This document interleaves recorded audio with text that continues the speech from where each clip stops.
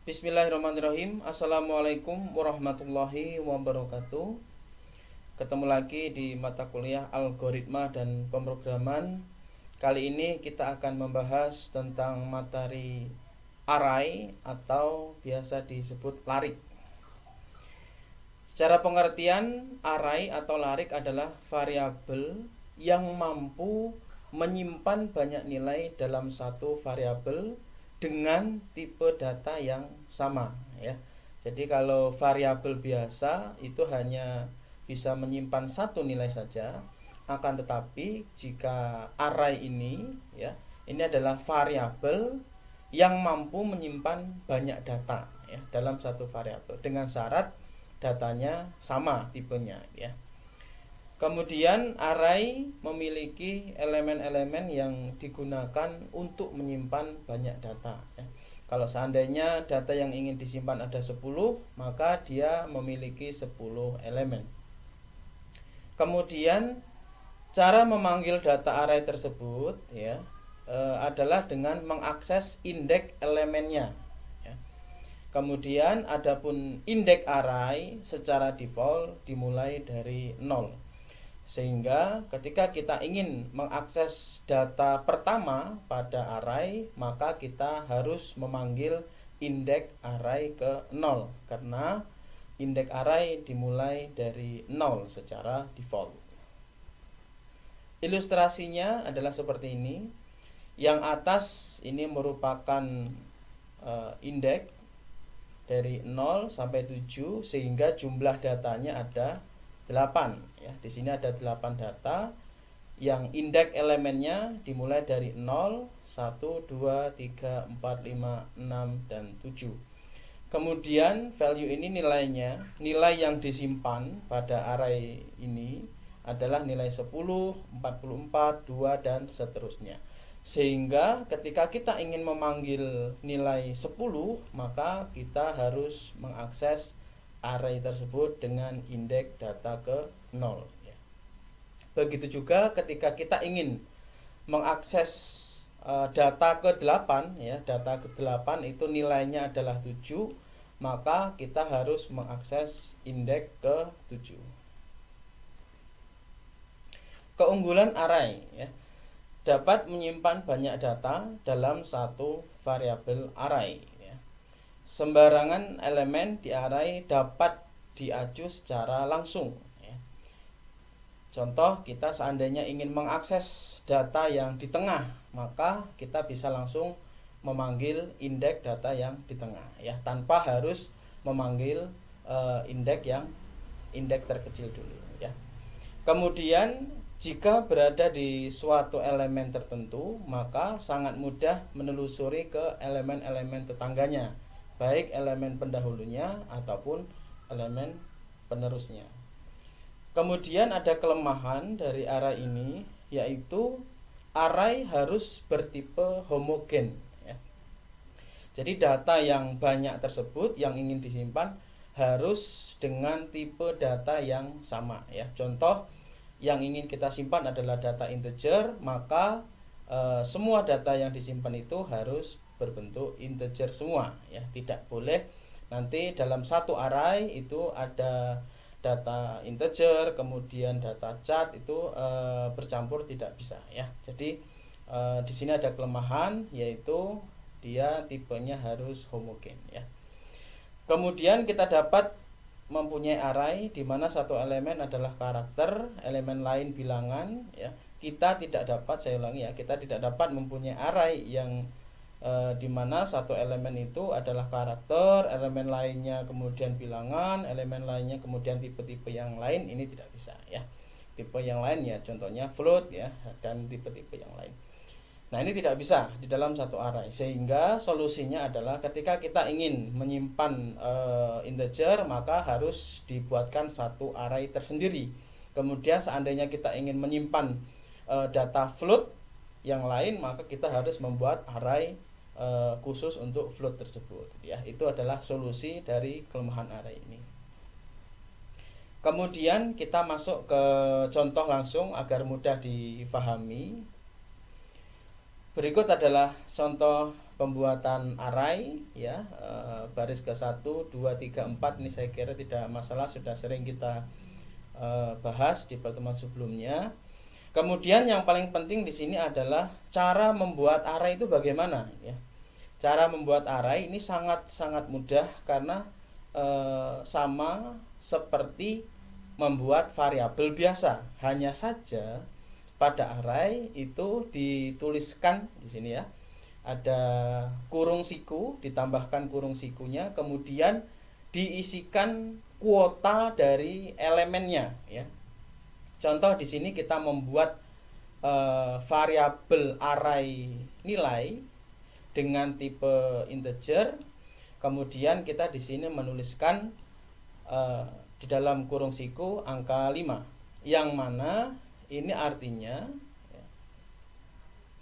artinya bahwa array nilai ini bisa menyimpan data integer sebanyak 5 ya. Kemudian cara berikutnya adalah mengisi nilai array tersebut bagaimana? Nah, sesuai yang saya sampaikan sebelumnya bahwa array ini dimulai indeksnya dari 0, maka kita bisa menyimpan dari indeks ke 0 ya. Jadi array nilai indeks ke 0 ini kita isi 32, kemudian array indeks ke 1 kita isi 42 dan seterusnya sampai ke array indeks ke-4 ya, indeks ke-4 dengan nilai 57. Nah, sehingga total datanya yang sudah kita isikan adalah 5 data ya. 5 data ini bisa kita simpan hanya dengan membuat satu variabel array saja karena semuanya tipenya sama, yaitu integer ya. Kemudian menjadi pertanyaan berikutnya adalah bagaimana cara mencetak isi arraynya atau memanggil data array tersebut ya. Caranya adalah kita tinggal memanggil arraynya, nama arraynya. Di sini nama arraynya tadi kita simpan dengan nama nilai gitu ya. Kemudian kita akses indeksnya ya. Nah, indeksnya ini dimulai dari 0, 1, 2, 3 dan 4 ya. Oke, sehingga ketika kita panggil nilai indeks ke 0 maka akan muncullah angka 32. Ketika kita panggil nilai indeks ke 4 maka akan muncul angka 57 ya. Nah, karena kita panggil semua dari indeks 0, 1, 2, 3 dan 4 maka akan muncul angka 32, 42, 76, 31 dan 57 ya. Baik, kita coba demokan. Saya biar cepat menggunakan compiler secara online ya.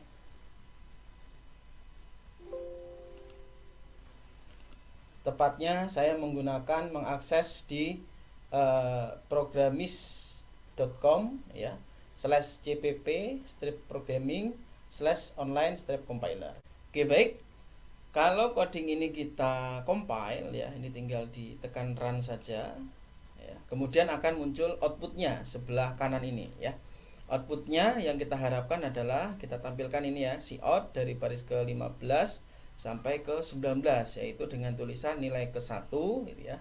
Sama dengan array nilai indeks ke 0, yaitu diisi dengan 32, maka tampil di sini ya. Kemudian kita cout lagi nilai kedua dengan array indeks ke 1, kita panggil 42 yang sudah diisikan tadi di sini ya.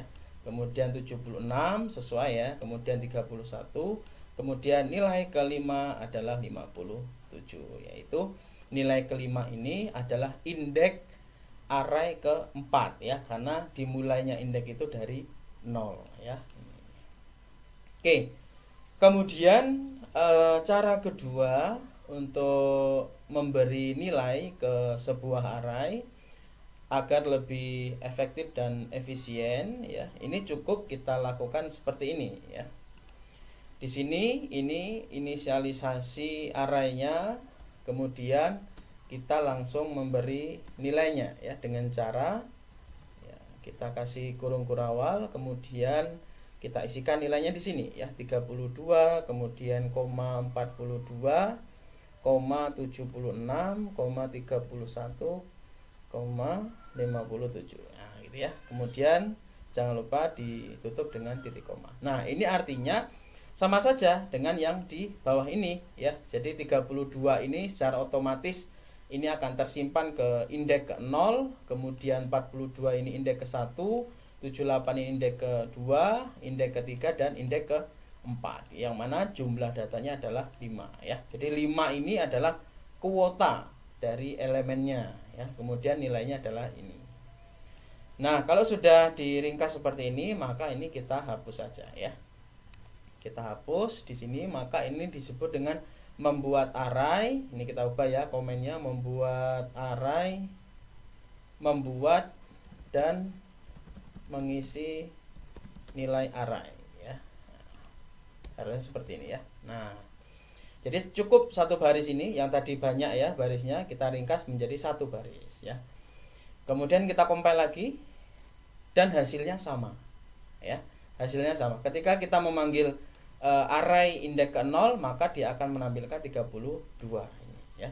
Kemudian kita panggil nilai array indeks ke 4, maka akan muncul nilai 57 ya.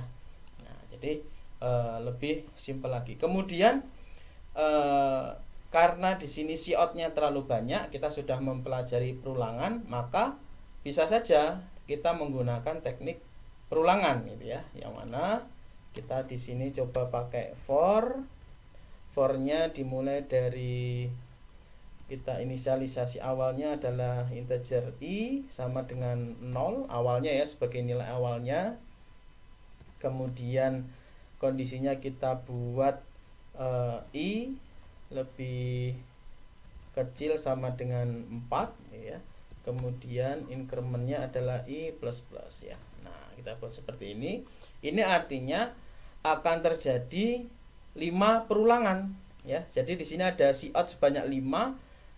Ini cukup kita buat teknik perulangannya seperti ini, yang mana nilai awalnya adalah i sama dengan 0, maka akan terjadi iterasi perulangan i sama dengan 0, kemudian 1, 2, 3, 4 ya, sehingga terjadilah 5 perulangan karena dimulai dari 0 gitu kan.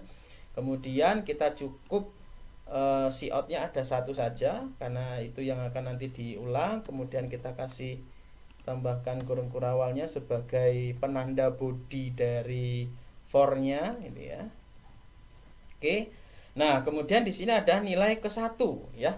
Agar nanti munculnya tidak nilai ke 1 terus ya, seperti ini. Kemudian contoh ya, seperti ini dulu kita compile. Nilai ke 0 ini diubah menjadi nilai i ya. Nah, jadi nanti ketika for-nya itu i-nya sama dengan 0, maka dia akan memanggil array nilai indeks ke 0. Kemudian i plus plus ya, i menjadi 1, dia memanggil lagi array nilai dengan indeks ke 1 dan seterusnya ya. Nah, kalau seperti ini kita compile, nanti akan tulisannya muncul nilai ke 1 terus ya. Kita coba compile. Ya, betul ya, sesuai ya. Nilai ke 1 sama dengan 32, nilai ke 1 sama dengan 42 ya kan. Ini tidak sesuai dengan yang kita inginkan, sehingga nilai ke-nya ini juga kita modif ya. Kita modif, satunya ini kita hilangkan, cukup begini dulu. Kemudian di sini kita tambahkan ya seperti ini. Kemudian tinggal saja dipanggil nilai i-nya. I-nya itu karena dimulai dari 0, padahal urutan itu dimulai dari 1, maka di sini biar tepat mulainya dari 1, 2, 3 dan seterusnya, maka ditambah 1 ya. Jadi i plus 1 ya. Di sini ada nilai ke, nah itu ya.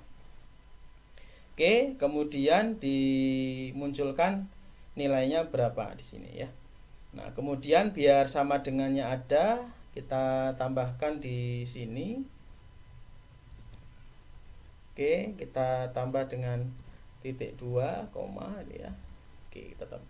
Nah, ini artinya muncul nilai ke, kemudian di sini kita panggil array i ditambah 1 gitu ya. Kemudian kita munculkan titik 2-nya, kemudian baru nilainya agar sesuai dengan ini ya. Oke, kita compile lagi. Ya, sesuai ya. Nah, nilai ke 1 sama dengan 32, nilai ke-2 sama dengan 42, 76 dan 57. Persis dengan codingan kita yang pertama tadi gitu ya.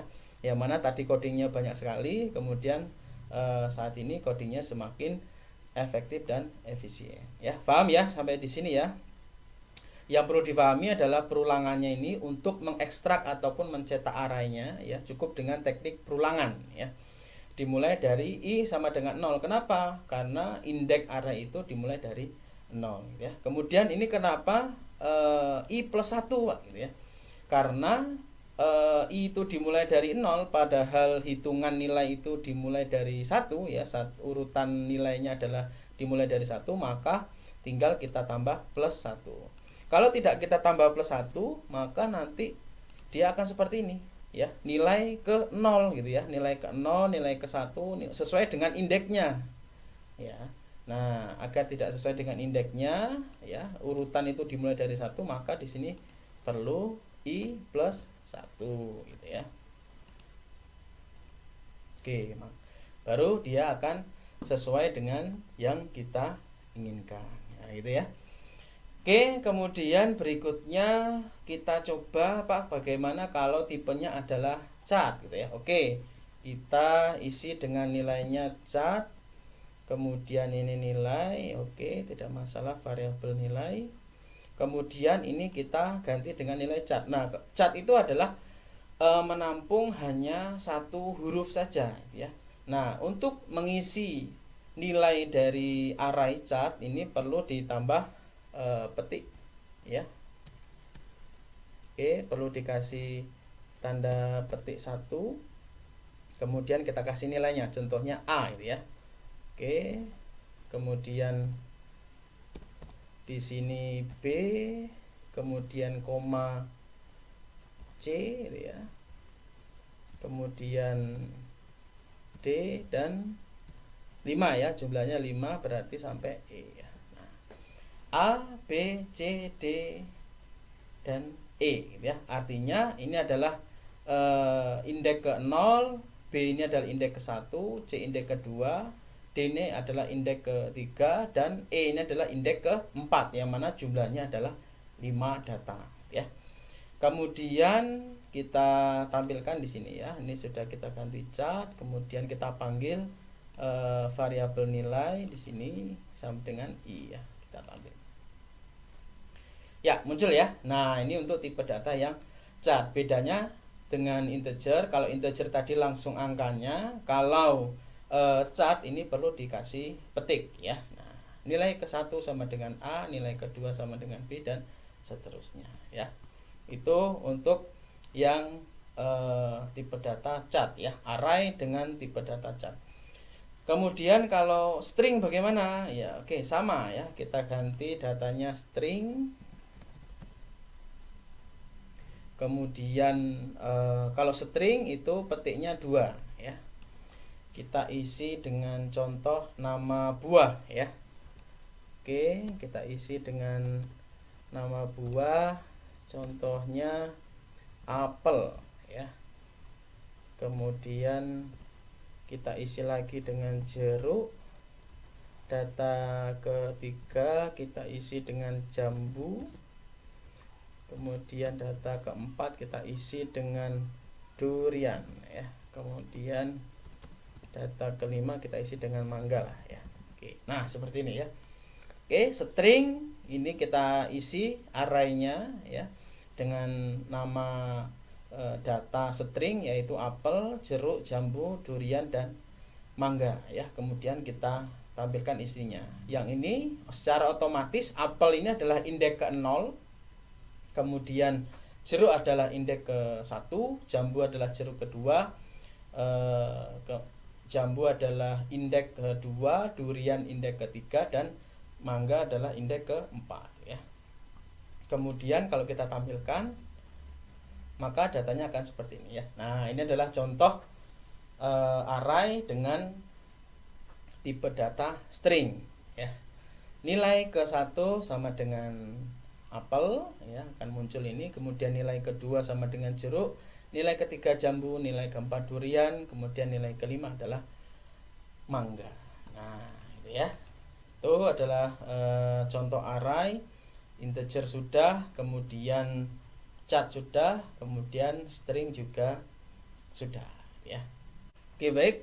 Selanjutnya kita kembali ke data integer, kita modif lagi bagaimana caranya nilai yang diinputkan itu adalah dinamis ya, sesuai yang diinputkan oleh user, tidak langsung kita isikan di coding kita ya. Nah, kita sudah pelajari coding sebelumnya untuk membuat agar datanya dinamis sesuai yang diinputkan oleh user. Maka seperti biasa kita tampung dulu ya. Di sini kita copy dari sini, cout. Kita cout dulu, kemudian kita minta inputannya berapa ya. Input banyak nilai gitu ya. Input banyaknya nilai berapa.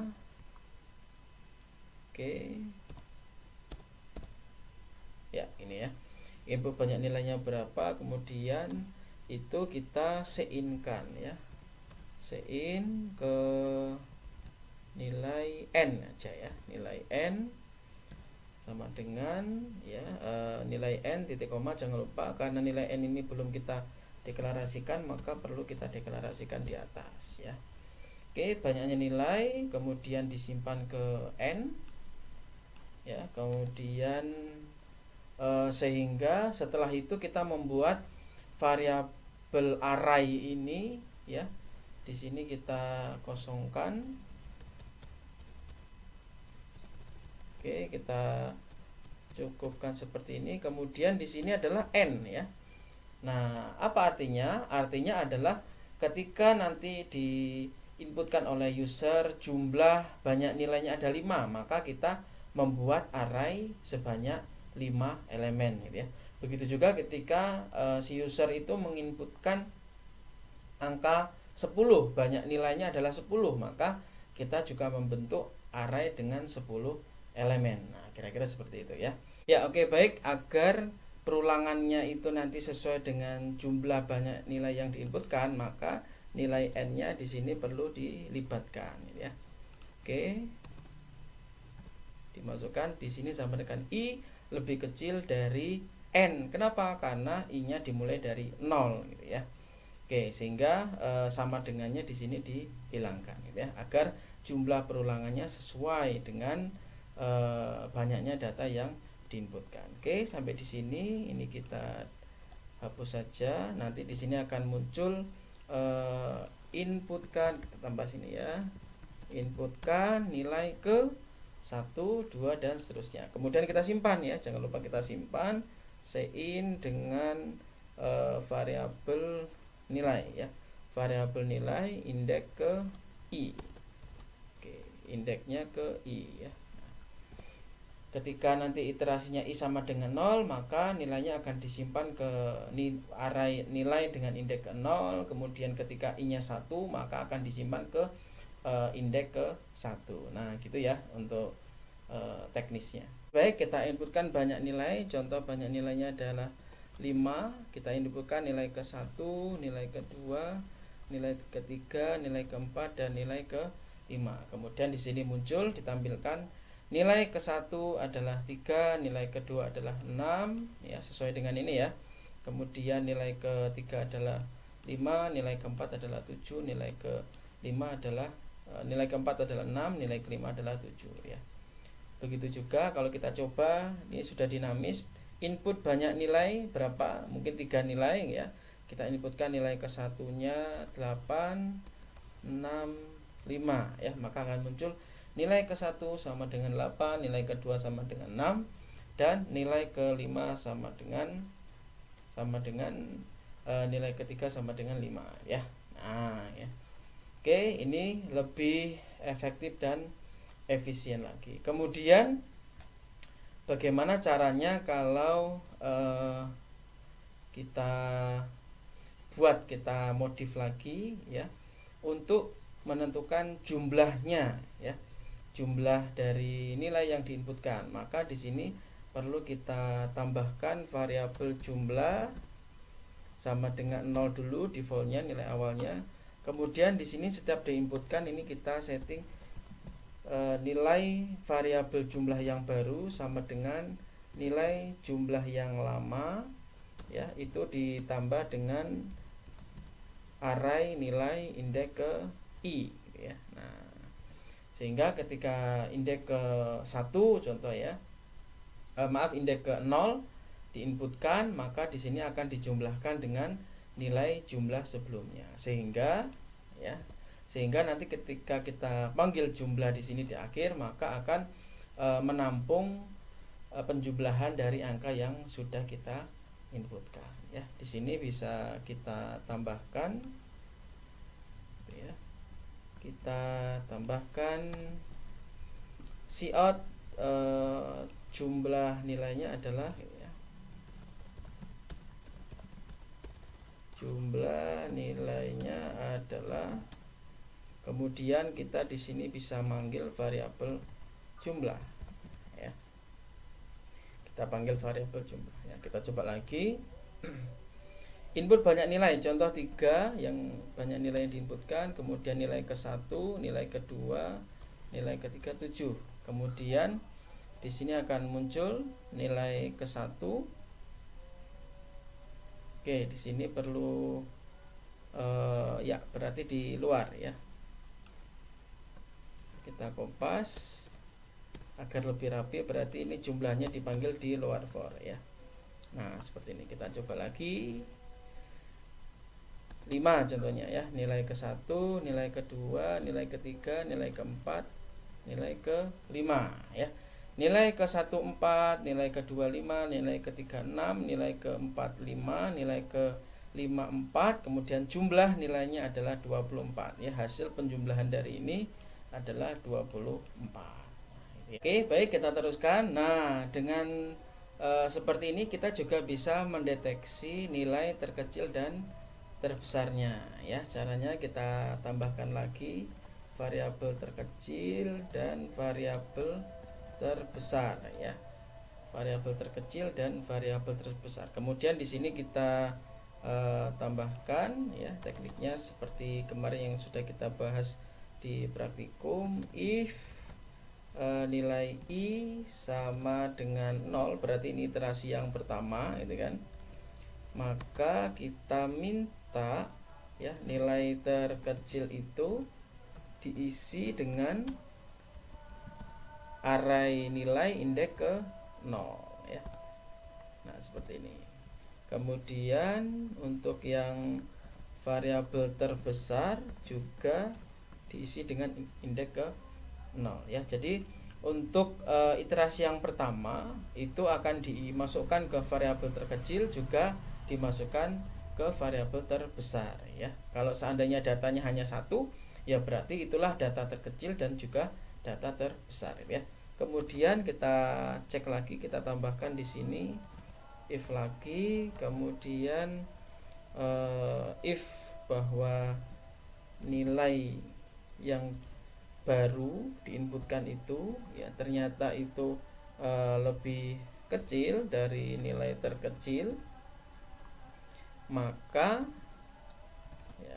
yang terjadi adalah, ya kan, nilai terkecil itu diisi dengan ini, ya, diisi dengan nilai yang baru diinputkan. Nah, seperti ini, ya. Nah, kalau yang terbesar bagaimana? Terbesar maka kebalikannya, ya. Yang terbesar tentunya tinggal kebalikannya. If nilai yang baru diinputkan itu ternyata lebih besar dari nilai terbesar ini, ya, dari nilai yang terbesar, maka nilai yang baru itu dimasukkan ke variabel terbesar. Nah, gitu, ya, modifnya. Kemudian di sini tinggal kita panggil saja sama seperti ini, ya. Nah, oke, nilai terbesar adalah ini, ya. Nilai terbesar adalah, kita panggil variabel terbesar. Kemudian nilai terkecil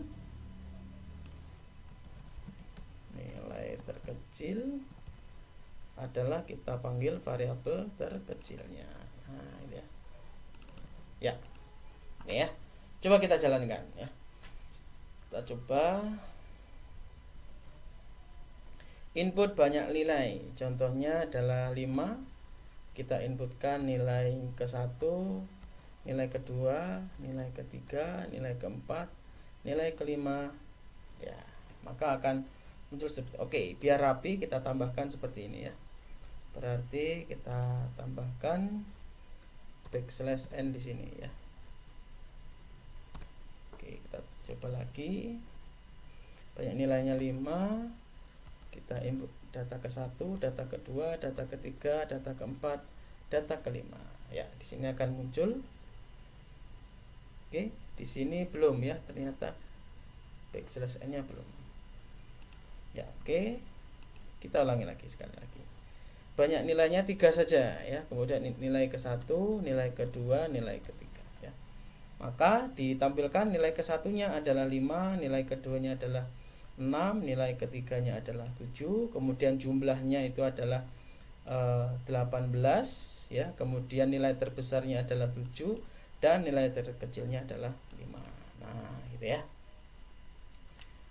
Oke, kemudian barangkali biar tidak terlalu ini ya, nilai yang diinputkan ya, kita modif lagi di sini. Nilai yang diinputkan kita taruh di atasnya for ya, nilai yang diinputkan, kemudian di sini kita kasih sama dengan saja.